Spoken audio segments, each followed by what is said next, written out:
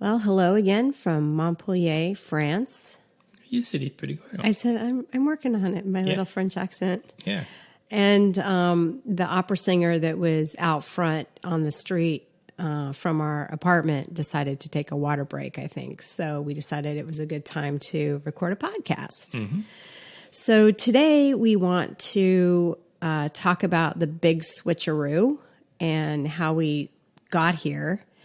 We covered some of it in an episode, Performance and Comfort, in season 4. That was episode 16 and 18. And we reflected back on those episodes, and also both those episodes turn out to be the biggest downloaded episodes we have for season 4. So clearly there's some interest in this topic. And so what we wanted to do is just do a recap and then double click down a couple things or thoughts that we maybe think we missed or didn't go deep enough on in discussing, why we decided to make a change in our sailing platform for our plans, and also to get it clear in our minds, because some of these things are going to turn out to be philosophies that we embrace, as we're going through the build process again. Mm-hmm. I thought that would be a good thing to cover today. Yeah, and your sailing, cruising philosophy is best if it's aligned with the boat design, building, philosophy as well. Yeah. And we didn't, just to recap too, we didn't really have one going in so much. Like on our first boat, like we sort of wanted everything and we wanted the comfort, and we were like, yeah, we're cruising. Yeah, I mean, you go through the process, monohull, catamaran, and then, once you decide catamaran, it's like, okay, production boat versus performance. But I think what we're going to try to highlight today, it's the production versus performance and other categories are really designed by like the boat magazines and basically defined by the design of the boat. But when you're selecting your boat, it doesn't really express, those categories don't really express what it is you're deciding. Yeah. We don't want a racing boat. Yeah. That wasn't the idea. Yeah, we don't want, although we like to go fast. That's not the reason. Yeah. Yeah, I mean, it's a benefit. Like you might use it and to have fun, to for different reasons, but it's not the primary criteria. So right. I think we're going to break down the kind of the very, very simplistic and high level, like, okay, basically, why are you buying a performance boat? Yeah. And break it down is really on what our reasoning was at the time and kind of and crystallized, over time. So just provide more context. We have a lot of new listeners. Welcome and thank you for listening. I'll just kind of try to boil it down for you. In season 1, it was all about trying to transition to this lifestyle, selling the boat, telling our kids, figuring out how to set up a financial plan. Selling the house. What'd I say? Selling the boat. Selling the boat, selling the house, as I was sailing the boat on the brain. Selling the house, figuring out a financial plan. What about our jobs and careers, and what do we need to do? And then season 2 was really about building the boat and figure out what options we wanted and things like that for the boat we had previously. And then season 3 was all about the delivery and the commissioning. And getting started into our first season as we made our way across the Med to Montenegro. And then season 4 was about our first full sailing season in Croatia, Greece, and Turkey, which was awesome and amazing. Mm-hmm. So that's kind of where we are. We did the big switcheroo last season, or made the decision, not did it, but made the decision to do it. And I know for a lot of our listeners, it seemed really sudden. But we had really been struggling with some of these points around performance versus comfort that we talked about in those 2 episodes. So let's dive right in. And that came from talking to people and us living the life and talking about it between ourselves. Yeah. It's not like we went there and then changed our minds. We went to visit Outremer because we had been having these conversations. So why don't you just give a summary of kind of the simple reasoning and go into some of Well, yeah. So when there is a lot of like okay, what kind of boat do I? So let's assume like you've made the decision to buy a catamaran, and so it's like, okay, do I want to buy a production boat? It has some benefits. It's cheaper. There are many more, like the waiting list. Well, it's less expensive. I wouldn't say it's cheaper. Yeah, you have all to these include, new boats are expensive, like really expensive. Yes, and then there's a lot. There's the price point, and then there is all the work to be done afterwards that has to be included. So it's a little bit misleading. But what you hear a lot is, well, when you're cruising, you're spending 90+% of the time at anchor. So yeah, we heard that. And you're like, okay, that's probably true. And so you're like, well, do I need like kind of a fast boat or a boat that sails really well if most of the time right. I'm at anchor, so I just need to be comfortable at anchor, and the 10% of the time then I can get by.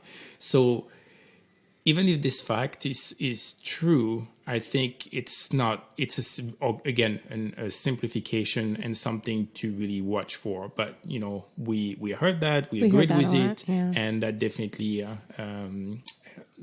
helped us drive in one direction towards a decision.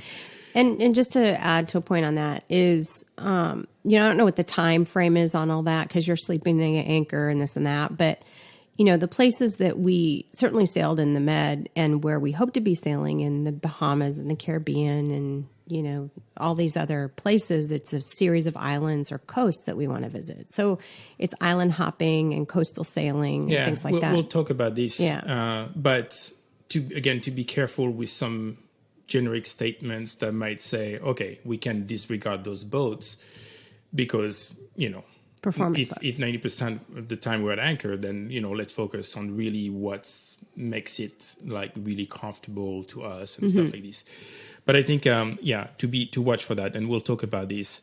There is the thing like, okay, if the boat is slower, and you're like, okay, if I do a crossing, I might arrive like 2 days later than a performance boat. But I'm a cruiser, so it's like, what's the big deal? What's the big deal to add, if you have a 2 weeks or 3 week passage and you add a 2 days or something, you're like, okay, so yes, that's another fact, but it's, again, you have to dive deeper to really understand kind of like not just go by that statement.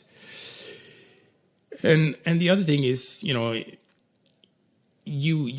plan is to go around the world. And it's, again, the simplification is like, for us. And the simplification is like, well, of course, as sailors in general, you want to be self-sufficient. But we went, I think, overboard to say, okay. Every possible thing. Every possible parts and everything for many years. And so you're like, okay, I need a boat that can take all this load for, all this equipment and stuff like this. But I think as we will go through the list, what we discovered, it's again, it wasn't a simplification to drive ourselves into one direction. But after 2 years, we realized that this is not kind of the criteria that was for us. Yeah. Mm-hmm. Yep. So what? Maybe you can describe sort of the first big criteria or the change that we had. Yeah. So the main one, I think they're all important, but there is one that comes often is that we want to sell more. And so after all, we bought a sailboat. To sail it, we enjoy the feeling when the boat moves through the water, like quietly, like with no motors on. We like the idea of not burning fuel, and so every time we can sail, we try to sail. But when you have a certain boat, you're going to have some limitations. And it's heavy. When it's heavy. Yeah. So one thing, for example, is sailing upwind. Like monohulls sail well upwind. Regular catamarans just don't sail upwind. Period. The only you need dagger boards to be able to do this. If you have a production boat like we had, if it's heavier. And when you're sailing upwind, you're going to get the waves as the wind increase. The wind waves are going to increase. And if the boat is heavier, if the hull shape in a certain shape, the waves are going to slow you down. So even though like you're trying to sail, quickly you realize that you need to turn one engine on to really help the boat not decelerate every time you hit a wave. And so that's one thing that's we realize, and so we want to be able to sail upwind. And the other thing is we want to be able to have an increased radius of point A to point B. So there's a lot of, as you were talking earlier, there's a lot of, okay, where should we go today, tomorrow? And the first thing you do is you look at the mile. Well, you look obviously at the weather, and you look at the mileage, and you look at your average speed, what you think you can make, and then you say, okay, I want to get there before dark. I want to get there a few hours so I have time to find a good anchorage. So what does that mean? What time do I need to leave? And I want to leave myself some cushion, and then you go. But things happen. And suddenly we find ourselves quite often, trying to sail, and the wind goes down, the angle is not great, but you keep sailing. And after a while, you look at your watch and you're like, well, we need to get there. Yeah, it's a bummer because we'll be enjoying the sailing. We'll be having a nice day. We will have gotten the boat going, and, we're clipping along. Either the angle or, the wind changes, and suddenly it's like, oh my God, we have to start the engine. Yeah, you're on the clock. Like you're like trying to sail, and at one point it's like, okay, drop the sails. You put an engine, and then you drop sails down, put two engines, and go to your anchorage. And, and that's, to go back to the comment, 90% is out of anchor, when you're looking at the big picture, but you do a lot of like hopping coastal around. Sailing and island hopping. And so you want to be, you can spend another night at sea, but when you're short-handed, it has a cost. So if you can do it within a day, that's better. So that's increased the radius of sailing. And also, as I was saying, you're going to look at the weather forecast. So for the type of boat you have, the wind is one thing, but it's never the worst. Like you can reef, it's more the sea state. So suddenly you're looking at the forecast, and for your boat, you have kind of a range. You say, okay, those are like the right angles, the one wind strength, the right waves, where the boat and the crew is going to feel comfortable. So if you have a boat that is more like seaworthy, like this range increases a lot. Mm-hmm. So now it's like, okay, if it's going to be like 20, 25 knots, I might consider to go. Mm-hmm. Versus on another boat, it'll be like, oh, that's going to be like a rough ride for the boat, for the crew. And so you're going to make decisions based on that. So, so and let me put a little asterisk on the word seaworthy that you said, because all these boats are seaworthy. Like they're not going to sink, obviously. It's just more, that they're meant for maybe rougher conditions or blue water sailing, that sort of thing. I think that's what you're getting at. Yeah, it's more how the boat is going to behave in the waves, how it's going to perform in a different sea states, and because people have gone around the world in bathtubs, and you can make it, but or more 24. Yeah. Okay. So those was definitely an important criteria to do more sailing. So. Of course, if you do more sailing, you're using less the motors. So that means you're going to consume less diesel. That means you don't need as much diesel in your tanks. It's lighter, it's cheaper, it gives you more flexibility if you don't have places where to fill up, knowing that you trust your boat, that you can sail in different conditions. And also, if you have to motor, and that's going to happen, obviously, again, based on the boat design, like a performance boat with one motor, because of the hull shape being more narrow, longer, you're going to be able to power the boat and the lighter boat on one engine most of the time. In our case, if we had the waves behind us or at the right kind of angle, we would just, or flat water, like we would turn only one engine. But as soon as you had a little bit of a sea state, you basically needed both engines on. So it's more fuel, more wear and tear on the boat. So that's, if you're going to have to motor, but if you have to motor, then at least you can only use one engine most of the time. So that was one big criteria for us to reconsider and lean towards a boat that is defined as a performance boat. The other thing is we are a couple sailing the boat, and so we want a boat that is easier to sail short-handed. And I mean, we started out with this as a criteria. So what did we learn? You know, what were the things? I mean, there were some certain things we learned about the boat, which we mentioned in previous podcasts about just I couldn't reach things, you know, because I'm 5'2", and we set up our boat, we rigged it in a way that it was as easy as it could be, to sail short-handed. So, you know, all the lines are back into the helm station, blah, blah, blah. All the boats pretty much do this nowadays. So it's not so much that, but if you have a heavier boat, and if you have a boat that is designed for like those production boats, like Founded Peugeot, the Lagoon, the Leopards, they are heavier. They go through the waves in a certain way, and that means you need bigger sails, you know, for the boat to move. So we had, for example, a Code Zero that was really, really heavy. I mean, it took both of us, and we were breaking our backs to get it out of the locker, and it was not. It was a pain to use. So the idea is like, well, yes, you can leave it up, but it's a heavy, heavy sail that is like a lot of weight way up. As long as the wind and sea state is okay, then it's okay. But, you know, when things go wrong, things usually go wrong one after the other. So what you want is, at least our philosophy is like, let's be proactive about this. Let's bring it down. Yeah.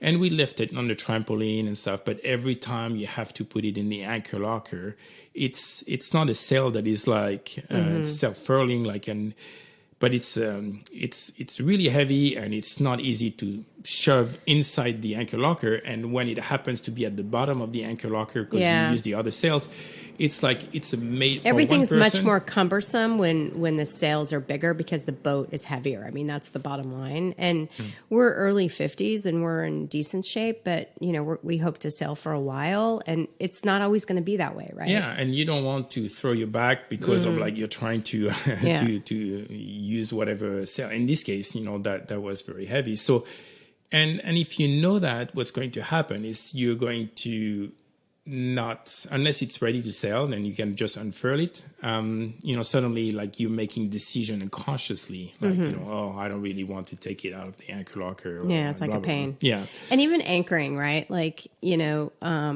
it's so funny. We're in the Med and we're sailing around, and these professional boat captains, I guess, that people hire, whatever, they just go in, drop the anchor, and literally people are swimming 2 seconds later. And we always just were more careful, and it took us longer, and, you know, maybe we'll get better at it, you know, but I think we were very conservative when it came to anchoring. Well, we wanted to find the right space. We knew we were going to stay the night. You know, there are a lot of things. The difference is most of the time they come back to the same places, so they know the area. Number two is they have somebody on watch on the boat at all times. Right. Versus, you know, we want to be able to go on a hike or whatever. To know that, you know, we've taken all the precautions we could. So, you know, everybody goes through their process, and you know, it's okay. We have time. We can.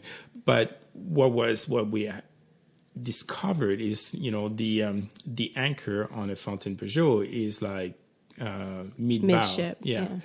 And so it's just when you need to raise anchor, and with the bridle, and you know, you have your head down in the anchor locker.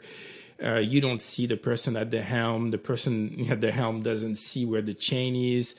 And then suddenly, like if you're at an angle with the chain, it goes under the hull. Yeah, it's just a little more complicated than we would have liked. And then it's other stupid stuff like, you know, we forget to, because we made this whole covering. So if we were doing a passage or a couple days or whatever, we would sort of you have an screw opening in. in the anchor locker where the chain goes through. And so if you have like some sea state, then you'll get a lot of salt water. And then you have your sails that are going to be wet with salt water. So we had this little thing jury rig to kind of screw on to keep the water out. And then it's like, oh, I forgot to put it on or I forgot to take it off. And so none of those are like major, but they add up. All these little things add up to your joy of the cruising lifestyle, because you want everything you can simplify. You want to simplify. Yeah.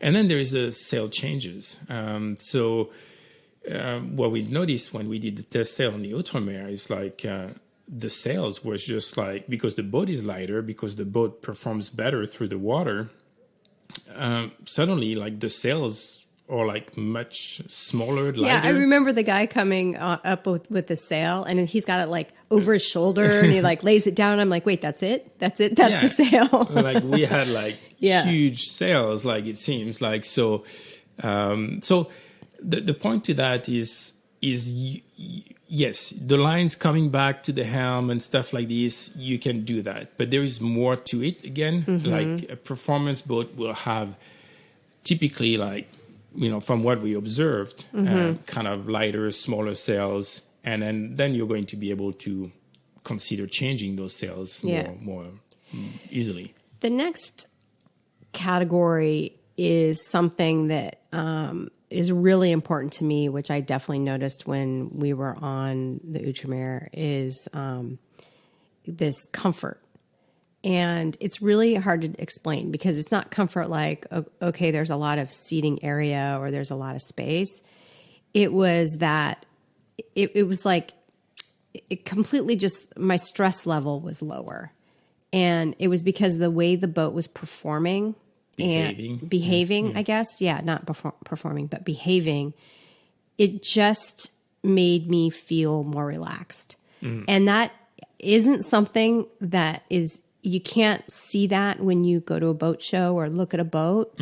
It's how, you know, what you feel when you're on the boat. And I'm not the one with the big racing boating experience. You know, I'm like along for the ride a little bit, trying to learn as I go. Which is probably true for like most couples. You know? One way or the other, right? The husband or the wife. But I think that, I think there's going to be probably one person, unless you learn at the same time, who just, you know, and just like with us, right? Like you tend to lean into your risk tolerance is higher because you're more comfortable with the level you're at and your skills. And my risk tolerance is lower because I just am not there yet. I'm just not comfortable yet. And so I just can't express the fundamental difference I felt on the performance boat when we went out, and I just felt calm. And as I mentioned before, we did a test sail on a light wind day, and we did a test sail in very confused. It was 25 knots of wind, and we were racing. And confused seas, and we were racing. So it was like a route. You're going different points of sail, and I was just chill. You know, and so that to me, granted, you didn't have to do the maneuvers. Yeah. I wasn't actually doing anything, but still, but it was. It's something that, you know, unless you go and do a test sail like that, if you're someone like me, you can't really appreciate. And I think, I mean, this is really like, it seems like not like a major criteria, but and I think it's probably true, like, you know, when people decide to go cruising in general, I don't know the data, but one person has a sailing background, has maybe more, and is trying to bring the other person along. Right. And then you want to make sure, yes, you get a catamaran because it sails more flat. Comfortable. And then you're going to sail into like exotic places because, you know, it's the water is blue and stuff, and then warm. But it's like, yes, those are important steps. But once you brought that person on the boat, you want to make sure that person feels as good and as comfortable. Like, isn't freaking out, you know, like, and not, I mean, like, and part of it is your seamanship as the captain of the boat. You know, it's like making sure you make the right decisions. But then there is the tool you're using, right? And if that tool is made to basically to behave in different sea states, then everybody, like, it just lowers the anxiety and stress level, which lowers a lot of other things, you know. So if you want to keep sailing for many years, I would say it seems like a small detail. It seems like such a small thing, but it's a very important one. And I mentioned before too, like I said to Stefan, I was like, look, we can go check this boat out, but seriously, you're probably going to be the only person who notices the difference. I'm not going to notice. Like, a boat's a boat, a catamaran's a catamaran. Like, okay, so we're going to go faster. Like, why does that matter? We don't want to go fast. Like, that's not the idea. And it was just completely different sailing. And this to me is like there wasn't as much banging and creaking. Not that our FP creaked that much. It was just noisy. It seemed like it's just going to bounce more on the waves, right? Yeah. And versus like you could see the Outremer like slicing. Yeah, of course it will go up and down, but it wasn't the hobby horse kind of. Yes, and it will not slow down as much, and it will reaccelerate very quickly. So that behavior, and also, I mean, those production boats, you can put your body on like on a part of the boat, and you'll feel the boat flexing, and some flexibility is normal, is okay. But you know, you also, when you're going to be in some sea states in far away from land, you kind of want to know that the boat is like. You don't want to be second guessing every sound, or you know, and that I think is, especially, you know, I think as you live on a boat longer, you get more comfortable and you get used to the sounds a boat makes and this and that. But it just had to do, it was more the slicing action and less of the bouncing. Yeah, bouncing, or like, you know, rattling and you know, all these things. And what's the word you use to? Oh, in French, and there is no equivalency that I can figure out in English, but like French people, they define those type of boats as bateau marin. And so the best way it can be translated is kind of and it's like bateau made for the sea. I mean, of course, all boats are made for the sea, but what it means is like, how is that boat going to behave? In like I said, it's like it's more the sea state than the wind. Like, how is the boat going to behave in different sea states? And then the boats that are really marin are boats that are you have total confidence in it, and you know it's going to. And the boat's like, I've got this. Yeah, like, no worries. The other thing about comfort, and that's something that we haven't yet experienced. But we've talked to Outremer owners, and it's a different philosophy. You know, you have the fly bridge on top, and then, you know, I think most cruisers are pretty clear that, you know, it's a really bad idea, like to be way up, disconnected from the... Well, it depends. Some people really like them. It just depends. I think this is the design of the charter boats, and it's great for chartering if you're short-handed and you have somebody all the way on top in the fly bridge and somebody in the cockpit. It's not great, the motion up there. So I think pure fly bridge versus like the sport top that we had. The sport top, I see, so okay. Like, you know, so I think the sport top, I can see we spend time. This is where we will do the watch. But having talked to Outremer owners and asking them, like, so where do you do your watch? Because you're exposed, you know. And basically, they're doing their watch day and night because you're on autopilot, like 95% of the time. You're doing your watch from the salon and the cockpit. So what better, like, comfort you have as opposed to be sitting at the helm station on one side, it's like, and then when, because you have great visibility, because you have access to the winches there, so that's something I'm really kind of want to experience, but I've definitely opened my mind. It'll be a transition for me, because I was used to kind of having the phone booth action up in the helm. It's like everything's enclosed, everything's up there, and I can see everything. But, when I was on night watch, did I really touch anything? Not too much. So I could have just been down inside the boat, So but it's for just us to be down inside the helm station, it was at a 45-degree angle. So you were sitting on the couch. It was too low to really see forward. You mean the nav station? The nav station. What do you say? The helm station. Okay. The nav station. So it's not facing forward. You're sitting on a couch. It's not comfortable. There's no backrest. Yeah, it was weird. The heights you couldn't really see. And then when I'm standing up, it's like you're too tall. You have to hunch down. Yeah. So it was not comfortable to do it from the salon. But if it was comfortable, awesome it is. The only thing you lose is the angle when you are like higher up. You have a better angle. But there also, nowadays with technology, you have like not application, but you have like a camera system like Oscar. You can put it at the top of the mast, and then you have a screen at the nav station that basically sees even better and tells you when they're like, So there are ways to, I think, add safety to the boat and work around that. But I think I understand better now the comfort of watch keeping from the salon in the cockpit, as opposed to being, like you say, in the phone booth on the side. Mm-hmm. Yeah. So the comfort thing, and I think Tamir calls it serenity performance, serene performance, which like the two words together makes sense. I think there's just not the right word yet to describe what I'm trying to describe about like this whole comfort business. So I think it's like we said, like I don't know if there is like a one word or two words to really describe all these. That's why we're breaking it down into different categories that we trying to be more specific. Yeah.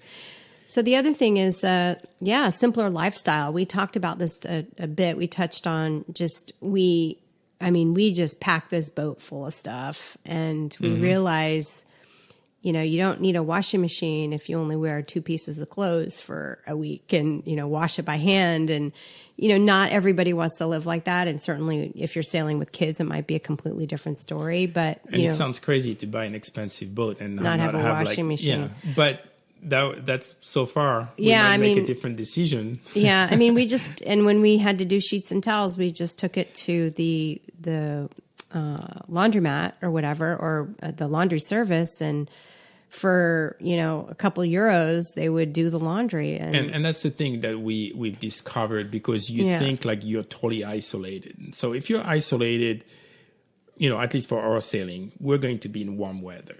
Yeah. If we are like closer to the coast, it's just like there is all around the world there are washing machines. It's crazy how people wash their clothes all around the world. It's a service that is offered like everywhere, and people like pick it up from your boat and bring it back, and it's like folded. And these are their local businesses, so you're also, I felt like, okay, this is what these people do. And, let's support that. And I hope there's times where, in the middle of nowhere and don't have any services at all. But at some point we're going to need food, so we're going to need to go somewhere. So I think just things like this to simplify. And, we talked about less ACs, no generator, no air compressor, these kinds of things. So for ACs, when you have a production boat, is no ACs or 6 AC units, 2 in the salon, 2 in each hull. At least that was our choice with the boat. Yeah, which will be the case because, again, it's targeted towards the charter boats. So when you buy like a boat like an Ultramare, it's semi-custom. You can say, I want 1 AC unit in the salon, or I want like 2. You can choose where to put them. So in our case, right now, our decision could change as we go through the process, but it's like to have AC in the salon and have AC in the owner's cabin. And it seems a lot of people do that. So if you come on our boat as a guest, depending where we are, you might have to. It'll be nice fresh air through the window. Or you can sleep in the salon. Yeah. So, but the idea is like, and then what it means also, you can get rid of the generator because we'll get lithium batteries, so you won't be able to run them like if you had a generator, obviously.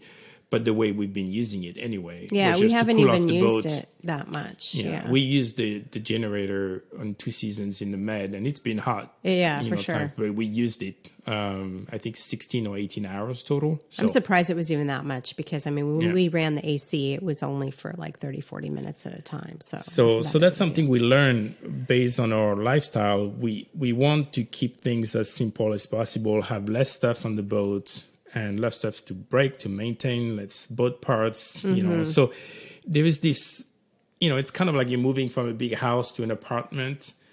It's always people say it's freeing, to have less stuff, less clothes, there's a little bit of like, oh. Yeah. And maybe that's the transition, because we sold our house. We had a, we raised 4 kids in a house. We were in it for 20 years. And it was a 5-bedroom house, an attic. And then you get rid of stuff and you're like, oh yeah, we're what do you call it? Minimalists. And that's how it felt when we got rid of stuff. And empty nesters and all this stuff. And then you realize you still have like a ton of stuff. Yeah.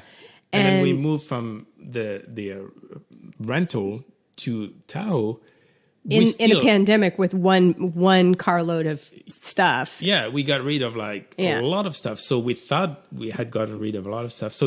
And now we have like even less stuff. Yeah, and I get emails a lot from people who are asking, okay, I'm getting ready to move on to a boat. Like, what should I bring? And my advice is always take as little as you possibly can. Figure out what you absolutely can't live without.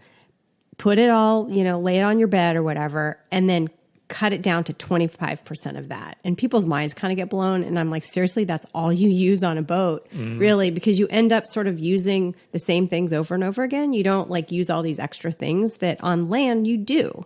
And, maybe that was a transition for us in our first boat even, is realizing that even that the few things we did think we were going to use, we use less of than we even thought. And, we're not also everybody, many people might be different than us. So we're just kind of sharing our experience. Yeah. But, I'd rather start with less. And then also as you go along, you visit places and you see things and you go, oh, that's a really cool thing. I might want to have that on the boat. But if you have everything on the boat from the beginning, you don't get to really do that. And it's a slippery slope because, catamarans are big boats and you're going to have storage and you're like, oh, let's buy this, let's buy that, as opposed to what do I truly need, So everybody's going to have to go through their own, process. But what we realize is we don't use So we much. won't be able to have a poof on the...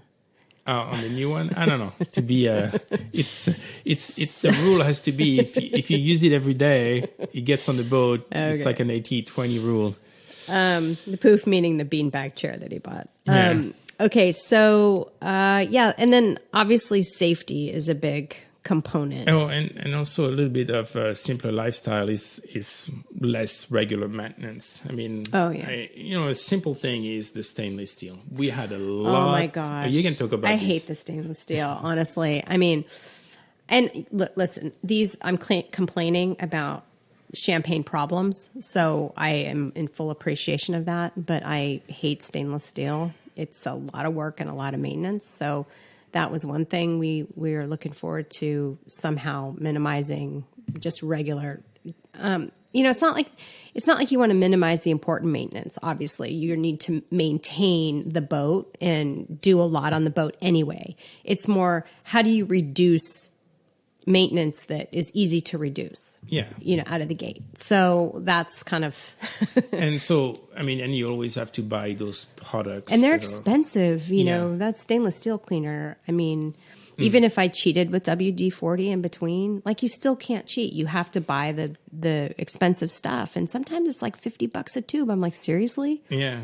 And it's not only like it takes time. It's a process to go through this on the boat, and when you have a lot of stainless steel, but it's also some parts are hard to access. We had our frame for the solar panels was all stainless steel. Yeah, so I couldn't get it. You bend over, you can clean some areas, but And it's some like, areas, whoops, fall off the boat. yeah, you cannot. And so it's the Outre-mer has like very little to no stainless steel, and that's definitely one requirement because we can eliminate. We're trying to eliminate and also this other kinds of maintenance too, maybe cosmetic maintenance.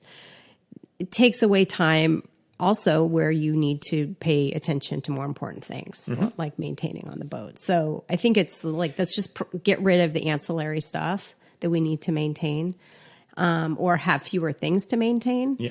And that'll kind of help things be simple. And if you take every little thing, you don't think it's very much. You're like, I have time again.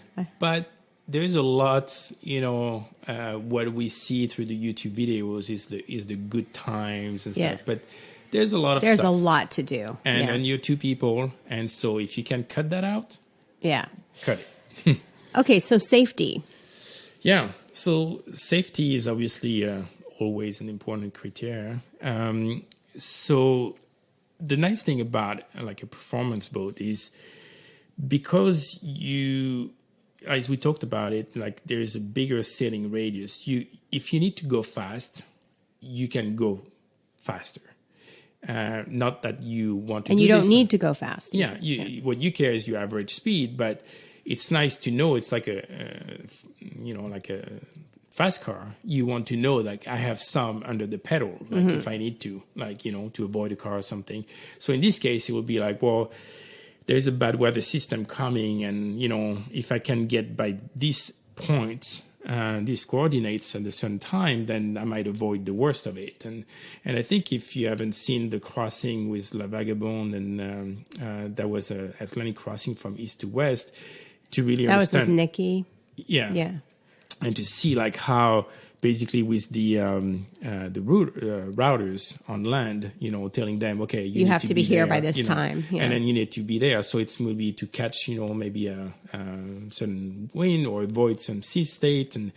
And so you have, if you find yourself in those conditions, and then it's nice to know that with your boat, it doesn't mean you're going to be able exactly to be where you want to be, but you have more confidence that you can achieve the it speed. gives you more options, yeah. And then flexibility. So that's definitely a safety factor. The speed, if you had like a major storm coming, and you could try to also like just change route, just for the purpose of avoiding the worst of the storm. So on your engines, it's a fixed speed. Fixed speed, yeah. You versus like under sail with a boat that can surf with lighter boats. Suddenly you could go into like the 15, 16, 17, and then run away from the worst. So that's even upwind. Oh no, not this angles, but you could like with you might be able to it's all about the sea state. So. So simple things, again, you're like, oh, I'm cruising, it's okay. But, sometimes, you might do a passage of like 2 days or even 1 day. And then we were talking about earlier, and you want to be able to, well, let's say a 2 or 3 day passage, you've been at sea for like 48 hours, 2 people.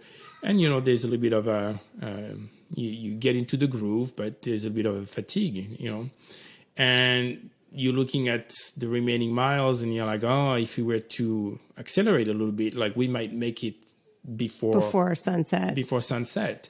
Versus wait a full other night. Yeah, and it could be that other nights, it could be that suddenly bad weather is coming, so that might be able to, okay, let's squeeze in. It might be like, you're getting tired, and yes, you can slow down and spend another night, but you're like, well, I think the boat can do it, so let's try. So again, more flexibility in your decision making. We talk about this a little bit, but it's kind of the safety of the watch keeping from the salon and the cockpit. That's also an important one. And then the safety in the sense of the way the boat behaves in different sea states, to know that the boat can. It's just can a little handle it. calmer. Yeah, for sure. And then the next criteria is, and we touched upon it a little bit before, but this is different. It's confidence in the boat. So it's a little bit different than like the comfort or the serene performance or whatever, of just kind of the calmness of the way the boat behaves and like stress level. This is more confidence that the boat can handle many things like that the world's going to throw at it. And I really like the Fountain Pajot, and they build great boats. It's just a different Good boats, not great. Well, it's different, right? Like they build boats for comfortable cruising, So I don't think we can say that. I think it's just, again, it's our choice and our decision, but it's sort of like confident that the boat was meant to handle heavier circumstances than hopefully we will need to handle. And it's just like having confidence in your boat overall. I think that's an important thing. And what we've seen, and we didn't cross an ocean with our boat, the Sauna 47, but we sailed from we La Rochelle sailed, to Turkey, up to like a 6-day passage, and but I think talking to owners also, I think it took owners quite some time. You're going to basically you have a certain level of confidence to start with. And if you discover issues with your boat, your confidence is going to go down. Or if you feel like the way the boat behaves, all the sounds and stuff, like, your confidence goes down. And after that, to build it back up, it's basically it's time. It's going to different sea conditions and realize, yes, okay, the boat can handle it. But that takes some time. That's a better way to say it. Yeah. And some owners, like, it took basically an Atlantic crossing to really see the boat through different sea states to say, okay, my level of confidence is now at this level.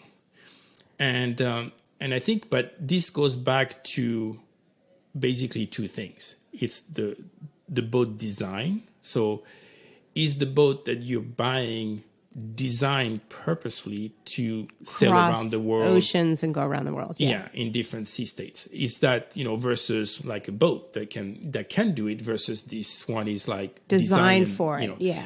And then there's the build process, because when you have a boat like an Outre-mer semi-custom boat, obviously they take the time to do certain things, like the bulkhead. They're basically glass to the hull, so it makes it one unit as opposed to being very glued. stiff. Yeah. So once you know about the insides and how the boat has been built, what technical process they've used to not make any shortcuts, and then how the boat has been designed and how it behaves to the water, then your confidence and combination with we're going to be able to sail, because that's something that we didn't know. We learned about it, is when you buy an Outre-mer, they offer weekend on sailing classes on an Outre-mer, where you spend Saturday and Sunday. Which is why we're here. I think we covered that in the last episode. Yeah, and so suddenly it's like, you're going to get your boat, and you will have been on Outre-mers with like a person with like that knows how to push the boat, and then you have confidence in. So suddenly, like you look at the design of the boat. Yes, it checks all the boxes. You look at how the boat is being built. Yes.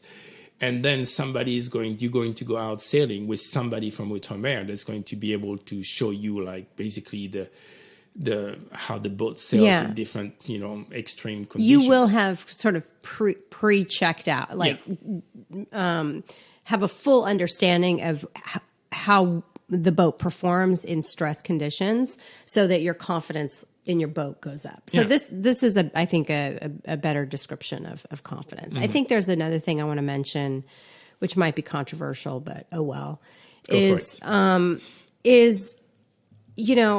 and I don't know if it has to do with private companies versus public companies or, what. But I think that what we noticed, there was some things on FP that we were like, wow, like we had to replace all the lines, for instance, And it's like, it's a brand new boat. Like, why do we have to buy new lines? The lines came with the boat.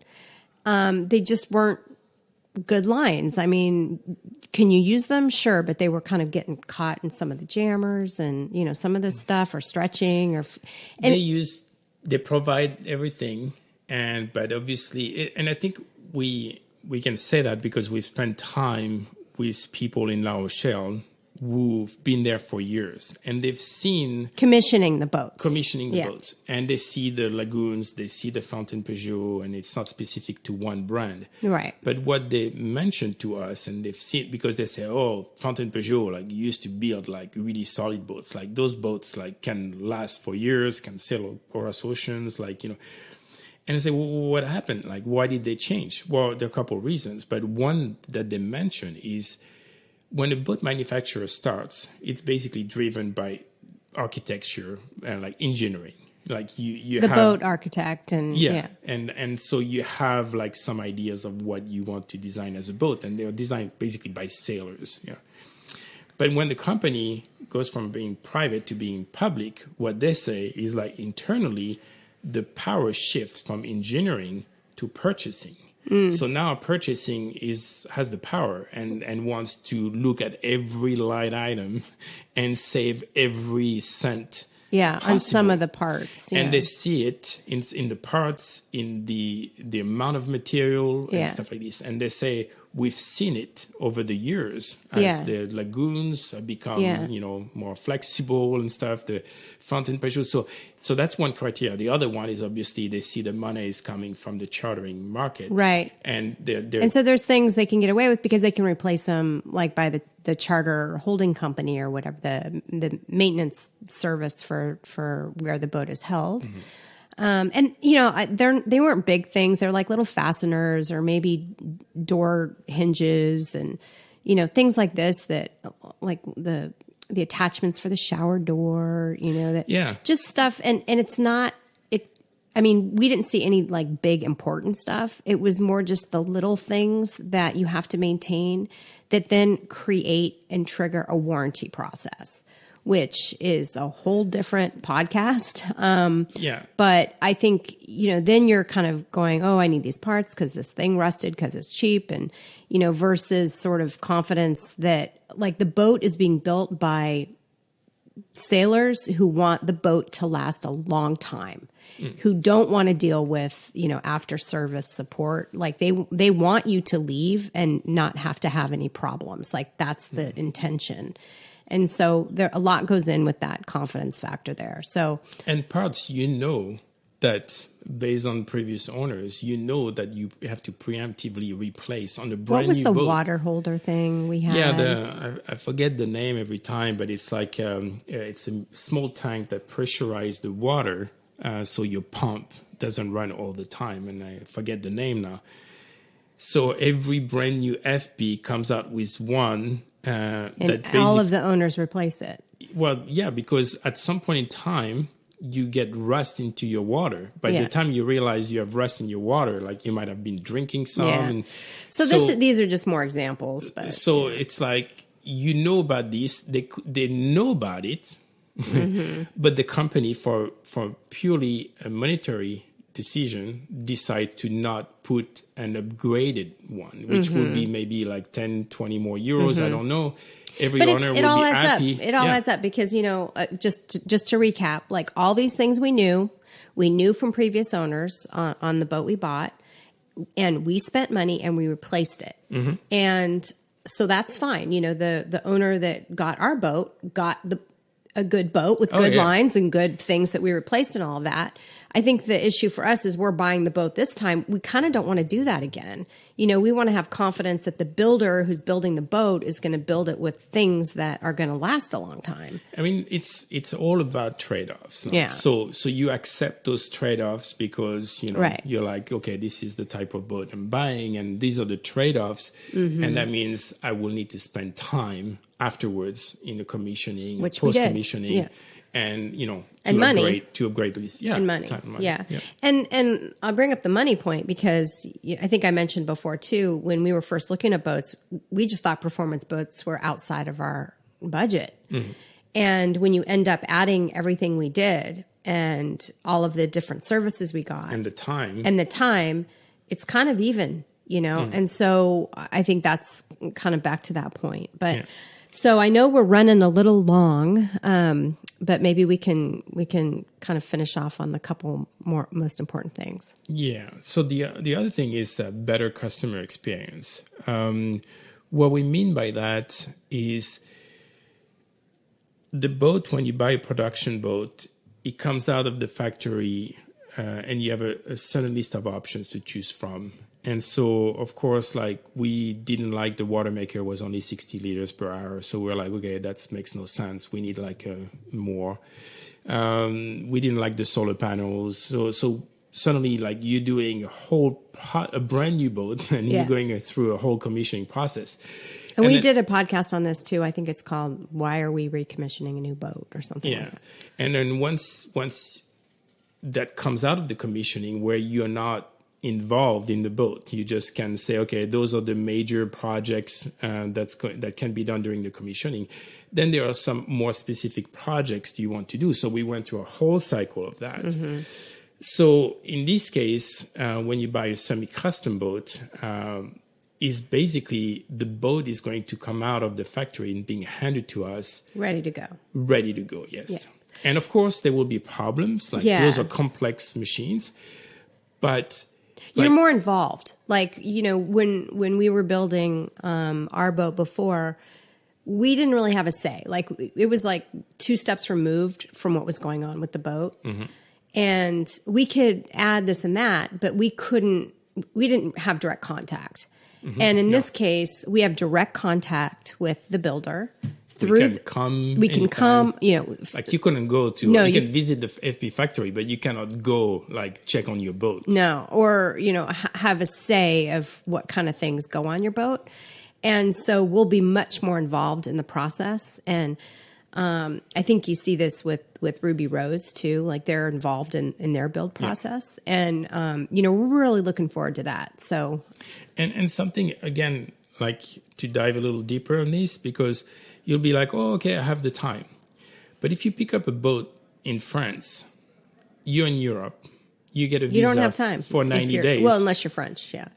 Unless you're a European, that's true. But suddenly, and you spend time, and you want to spend as much time as possible in La Rochelle or wherever the boat is being built. Mm-hmm. But the cruising season, unless you spend the winter on your boat in the Med, which is, in our opinion, is not much fun, the cruising season is not super long, and you're driven by your time in Europe. Yeah, that was our issue with the first season. Is by the time we got out of COVID lockdown and actually got the boat, we just had to bolt across because we were running out of time. Yeah. So if you have a boat that basically comes out of the factory and you go there, and yes, you need to do a shakedown, you need to come back to like on mod and they'll fix the outstanding issues, but you're basically ready to go. Mm-hmm. Versus like we spent the whole month in La Rochelle doing boat project. Well, that's 1 month where, suddenly to enter the Med, the next, you can stop in Gibraltar, but after that, it's either North Africa or Montenegro. And that's a long way. It was a long way. So again, or if you have maybe a 3-year cruising plan, because you have kids and you're like, okay, that's a good time. Well, that season where you're spending to do that takes away from your 3-year plan. So it's another thing to take into consideration. Yeah.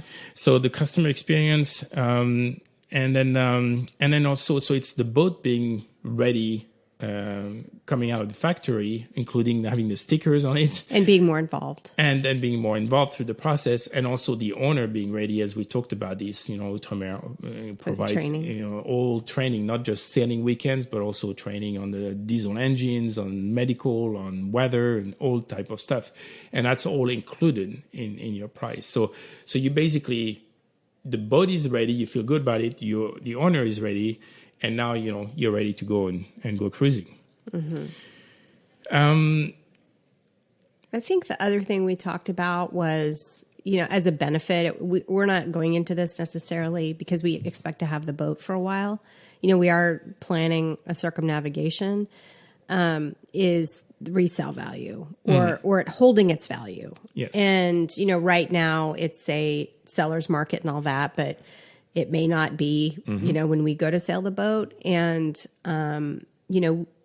I think what that means is making sure we're on a boat that is a 50-year boat. It has a lifespan that it can be a good boat in 10 years from now and 20 years from now. It's not going to kind of start to have to have major things done to it. Yeah. I mean, resale value is all about, build quality, brand recognition, and scarcity. So when you buy a production boat, there'll be a lot of boats, used boats, and, but there's more people that want them and there's more people. Yeah. But I think also it's shifted over time where people now discover, like, yes, they are very nice boats, but maybe, they've gone too far on the spectrum. And now, you see a lot more boats coming out that are like performance oriented. Have more performance, yeah. So, there's kind of, because they're custom boats and, they release less boats. So if you have scarcity, I mean, right now, yes, granted, it's a seller's market, but it's kind of crazy to realize that Outremer boats right now in this market are being sold while the boat is going sailing around the world. And so they're being sold like a couple of years, like 1, 2, up to 3 years in advance of the boat being completing around the world. I mean, we heard that secondhand, so I don't know if it's super prevalent. We know that from different, it's because there is nothing on the used market, or where they come, they go very quickly. Well, and it's not like they're not producing them very quickly. It takes longer to build them. Yeah. So that's the resale value. So we feel pretty good about these. And so a couple of things about, we went through the process of working through a dealer, and we definitely didn't want to repeat that because having this intermediary is just... It was hard. I mean, you had zero contact with FP. Yeah, and again, that doesn't have anything to do with the dealer, because there were a lot of things we liked about our dealer. It was just being removed, like I had said before. It's a philosophy that the boat builder controls. It's not a dealer type of a situation. It's that the boat builder prefers to sell through dealers versus direct. Well, I mean, and they have good reasons why they prefer this, but if you have a boat builder that sells direct, they're facing the customer. Yeah. So they're held accountable. Buying process, during the building process, and during the support process. Yeah.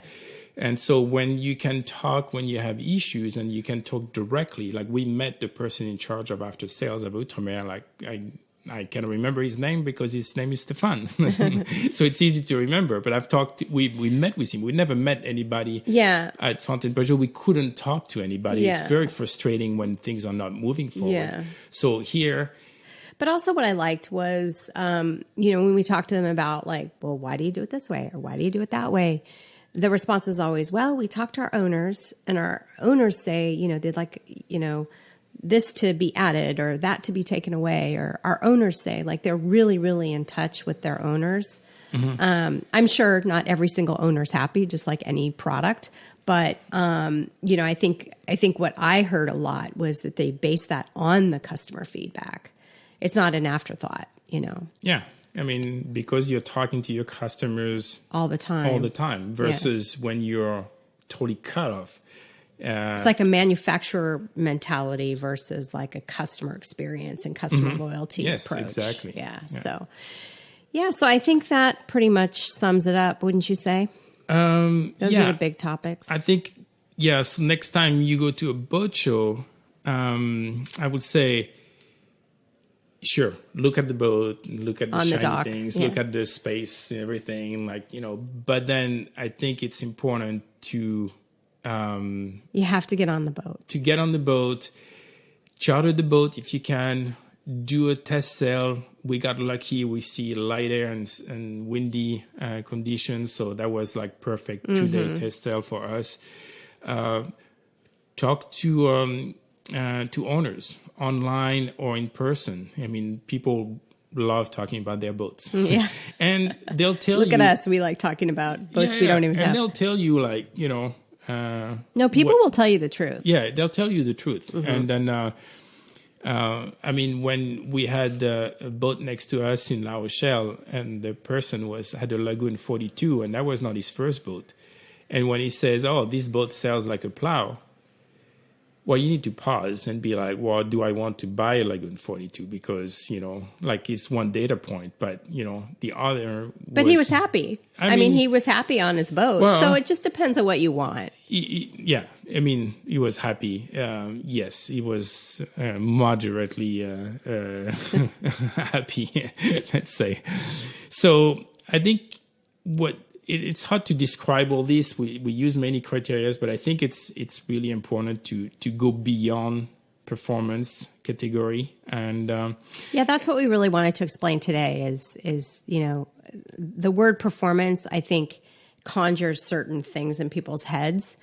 And you'll see, like, none of the things we mentioned were about sailing fast or racing the boat. We touched upon going faster when it came to safety, but that's not the primary. So, the notion of performance maybe isn't the right word. And so we were trying to kind of summarize what those things meant to us. It's general. It's all about what average speed can you maintain over a long period of time in maximum comfort. And then if you can do this on your boat, then you're going to be sailing more, sailing longer. Everybody's going to be happier.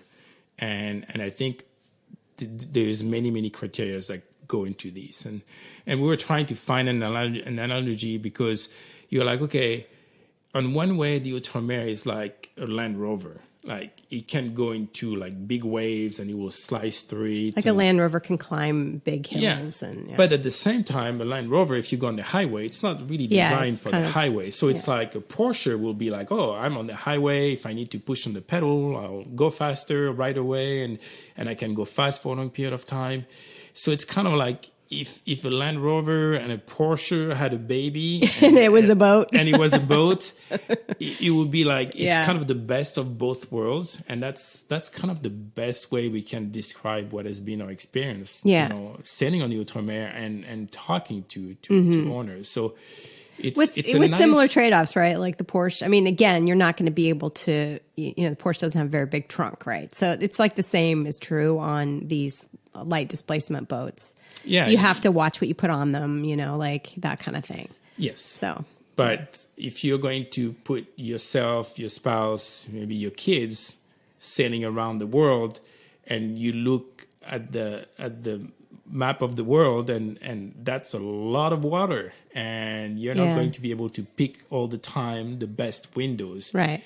And so if you can have the best of both worlds then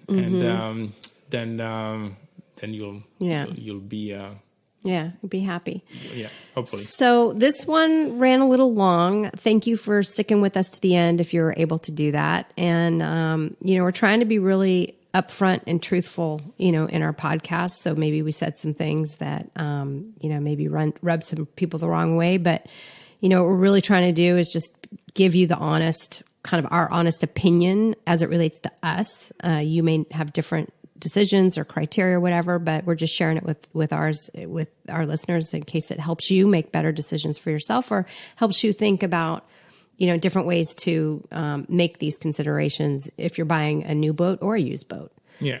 And if you want, we try to capture everything, but if you have questions, let us know. What would you like us to dive more into details on some of the points we made? Yeah.